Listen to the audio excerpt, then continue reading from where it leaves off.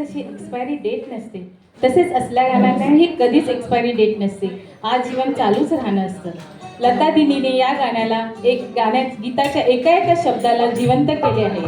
हसरत जयपूर यांचे लिखाण आणि मासूम मंदाकिनी यांचे ॲक्टिंगने हे गीत अमर केले आहे.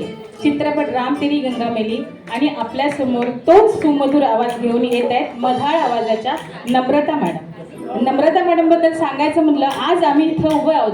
पहिलं सांगितलं नम्रता मॅडमने मला, पहिलं सांगितलं तुमचा आवाज छान आहे, तुम्ही गाऊ शकता. तिने मला स्टेजवर बोलवलं. थँक्यू नम्रता. हॅलो.